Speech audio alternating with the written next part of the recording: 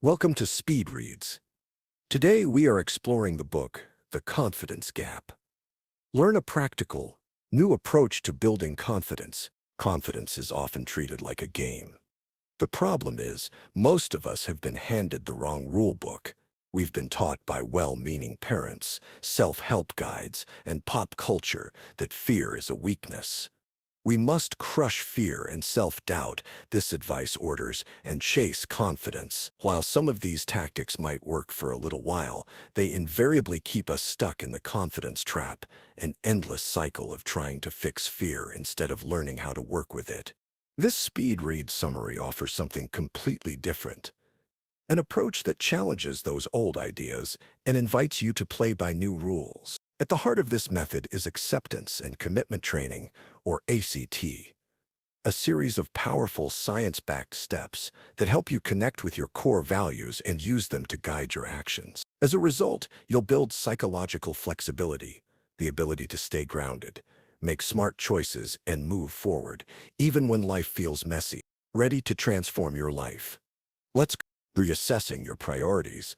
If you want to build more confidence, start by asking yourself, what does having confidence actually look like in my life? Maybe you're like Dave, a physiotherapist in his 50s, finally ready to write the novel he's been dreaming about for years. Or Claire, a shy receptionist in her 30s, working up the courage to start dating again. Then there's Phil, an athlete struggling to stay calm under pressure during his tennis matches. No matter your situation, the question remains the same. If you had unlimited confidence, how would your life be different? How would you move, speak, and treat yourself and others? What long-neglected goals would you finally pursue, and which fears would you leave behind? Sitting with these questions helps you uncover what truly matters, your core values. Many self-help books emphasize goals when talking about confidence and motivation. We'll explore goal setting here too, but always through the lens of what drives you at a deeper level. That's because there's a key difference between goals and values. Goals are things you complete, get the promotion, win the match, lose the weight. Values, on the other hand, are ongoing. They're about how you live your life every single day, being kind, acting with integrity, showing curiosity, or staying determined. Goals might get ticked off a list, but values are part of who you are, moment by moment. And living by your values, even when goals may feel off in the distance or out of reach, provides its own deep sense of fulfillment that can keep you going. While we'll be focusing on values, we also need to tackle a common misconception that holds many of us back: the idea that we need to feel confident before we take action. In reality, that's like putting the cart before the horse. Confidence isn't something that magically appears, it's something we build through action. The formula is simple but powerful. Take action first, and confidence follows. It's through practice, sometimes messy, sometimes imperfect, that skills sharpen and start to feel natural. This is the confidence cycle. Practice, apply, assess, adjust. Repeat that process, guided by your values, and confidence will start to feel like second nature. In the next sections, we'll break down exactly how this works. But first, let's bust another big myth about that old adversary, fear. Forging a new relationship with fear. You've just learned that taking action, practicing, and actually doing things is what builds confidence. But that often means stepping out of your comfort zone. This brings us to one of the biggest hurdles we all face. The first thing to realize is that those butterflies in your stomach, that tightness in your chest, they're totally normal. Anytime you step into unfamiliar territory, whether it's public speaking, asking someone out, or trying something new, fear is your brain's natural response. It's your fight or flight system kicking in, saying, hey, this could go wrong. And honestly, it could. You might stumble, forget your lines, or even embarrass yourself. But that's part of the process. Learning from those moments is essential to building confidence. And here's the thing, there's no magic switch to turn off fear. The boldest people, CEOs, soldiers, surgeons, performers, athletes, they all feel it too. The difference is, They don't let fear stop them. They use it. They channel that energy into something productive. Fear triggers adrenaline. It's a burst of energy that can be unsettling at first, but also exciting. It's the kind of energy that pushes you to do things you didn't even know you were capable of. So let's go ahead and bust that myth right now. Confidence isn't about getting rid of fear. Confident people feel fear just like everyone else. What sets them apart is that their confidence is built on accepting fear, embracing the fact that mistakes will happen, and still taking action despite it all. If you can start viewing fear as energy to channel, rather than something that holds you back, you're on your way to building real, lasting confidence. Learning the language of acceptance. Here's something interesting to think about. A 2009 study by Canadian psychologists found that repeating positive self-statements can actually make people with low self-esteem feel worse. Statements like "I am lovable" or "I will succeed" just triggered more negative thoughts and internal pushback. This shows how negative thoughts, like fear, are simply part of the human experience. So forget what you've read about erasing negative thoughts or deleting bad beliefs. That's not how our brains work. Self-acceptance is what really matters, not self-esteem. The goal should be to build new mental habits that can help balance things out. It's kind of like learning a new language. You might become fluent in Spanish, but your native language doesn't disappear. Both can coexist. And it's the same with old and new thought patterns. So let's stop viewing negative thoughts as the problem. The real issue is when we get hooked by them, tangled up so much that we get trapped. There's a simple, sustainable way to deal with negative thoughts: accept and diffuse. Different methods work for different people, but the core strategy is to step back and see negative thoughts for what they really are. Words in your head. Just because you think something doesn't mean it's true. Diffusing is about making this distinction clear in the moment. It's about noticing, naming, and neutralizing the thought.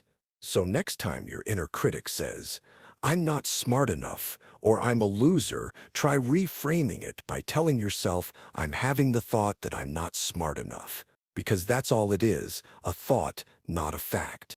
You can also neutralize these thoughts by thinking of them as a broadcast from Triple F radio, where it's nothing but fear, flaws, and failure 24/7, or turn those self-critical messages into a silly song in your head. Try singing them to the tune of "Happy Birthday," or visualize the words bouncing around on a computer screen.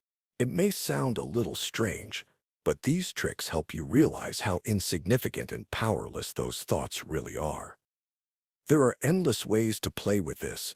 Picture your negative thoughts as scrolling movie credits, floating clouds, or leaves drifting along a stream. The goal is to stop taking them so seriously and simply let them pass by. Confidence through engagement. Think about a time you were in the same room as a confident person. Did you notice they had a certain presence? Confident people are truly engaged when they're talking to you. They don't get distracted or lost in their own thoughts. They're making the most of the moment. This is another important piece of the building confidence puzzle. You've got to be present, like fully there, whether you're chatting with a friend, playing a sport, or working on a project. This is where engagement and mindfulness come into play. Confident people are masters at noticing what's around them. The sights, sounds, smells, and sensations. They're not mind readers or immune to fear. They're just really good at staying present. Of course, this isn't always easy. Your mind will try to throw distractions, doubts, and random thoughts your way. And that's totally normal. The trick to mindfulness is learning to let those thoughts float by without getting caught up in them. Like learning any new skill, mindfulness takes practice, but over time, it gets easier. This isn't just about intense focus. It's about cultivating your attention with openness, curiosity, and flexibility. Be open to what's happening, even if it's uncomfortable. Be curious, like a kid discovering something new for the first time. When you're not fully engaged, it's like walking around all day with your head buried in a book. You're missing what's right in front of you. That's what happens when we get lost in our heads. Engagement means putting the book down and showing up for real life. One simple way to start? Try mindful breathing. Find a comfortable spot, sit back, and breathe deeply. Notice the air moving in and out of your nostrils, the rise and fall of your chest. Your mind will wander, and when it does, gently guide it back. Over time, you'll train yourself to stay focused, calm, and present. That's where true confidence begins. Values in 4 areas of life. The previous sections covered a lot of ground on how to rethink confidence, accepting fear and negative thoughts without letting them control you, and continuing to practice being engaged despite them. We also touched on the importance of values in setting your goals, which is where that confidence cycle we mentioned earlier comes in. Let's break it down. The first step is to practice the skills you want to be confident in. Then apply those skills in real-world situations with real-world results. Assess those results. Finally, adjust your approach as necessary. It's a simple process, but it can feel uncomfortable, especially when your goals seem just out of reach.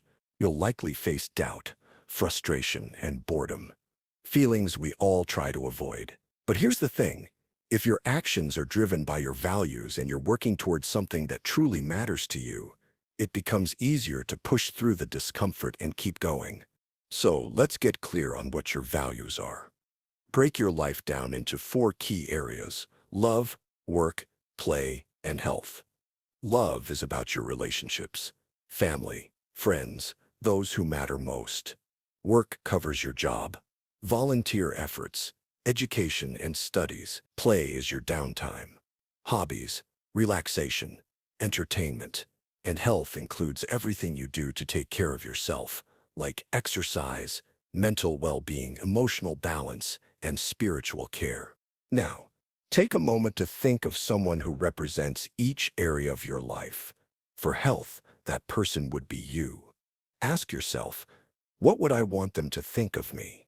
What words would I love for them to use when describing me? Would I want them to see me as warm, open, or genuine? Dedicated, generous? Jot these words down and use them as the basis for understanding the things you value most in life. Next, think about some goals you can set for each of these areas of your life. Use your values to guide you in choosing goals and the small, meaningful steps to get there. Break them down into short-term, medium-term, and long-term milestones. And remember, it's all about progress, not perfection. Staying the course. In this final section, let's explore a few more practices to help you stay on track as you pursue a value-driven path and build confidence along the way. Building confidence and going after your goals often means stepping outside your comfort zone, which can naturally stir up some anxiety. When that happens, keep the acronym NAME in mind. It ties together a lot of what we've been discussing. NAME stands for notice, acknowledge, make space, and expand awareness. First, notice the fear without judging yourself for feeling it. Then, acknowledge it with a little self-talk like, here's fear again, instead of letting it define you. Next, breathe into it and make room for it. Finally, reconnect with the world around you. Over time, this whole process can happen in the space of a single breath. Fear is like a wild horse. Give it space, tame it, and channel that energy. We can also break down fear to better understand it. Fear stands for fusion, getting tangled up in unhelpful thoughts, excessive goals, biting off more than you can chew, avoidance of discomfort, a common temptation, and remoteness from values, losing sight of what truly matters. The antidote here is another 4-letter acronym, DARE.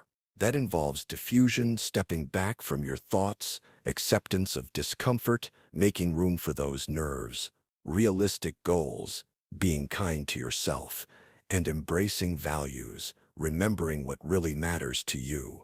Motivation isn't about waiting for the perfect moment or feeling inspired. It's about commitment. Take action first, and the good feelings will follow. So, the next time you think, I don't feel motivated, ask yourself, am I willing to do this anyway? Because it matters. And if the answer is yes, then go for it. Don't chase perfection. Learn from the missteps. Celebrate the small victories. Focus on steady growth. Trust yourself and keep moving forward with mindful action. Confidence isn't about pretending to have it all together. It's about showing up, over and over again, to fully engage with the work that's important to you. And in doing that, you're already succeeding. Final summary. The main takeaway of this book, To the Confidence Gap by Russ Harris, is that real confidence isn't about eliminating fear. It's about following your dreams despite it. This is where acceptance and commitment training ACT comes in, blending mindfulness, values, and committed action to help you move forward. Confidence builds through repeated action, constant reassessment, and ensuring your goals align with what truly matters to you. It involves stepping outside your comfort zone, even when fear and self-doubt creep in. Techniques like mindfulness and diffusing negative thoughts can also boost your psychological flexibility, helping you stay present, harness fear as fuel, and maintain your commitment to your values-driven path. Okay, that's it for this blank. We hope you enjoyed it. If you can, please take the time to subscribe. We always appreciate your feedback. See you soon. And as always, thanks for listening.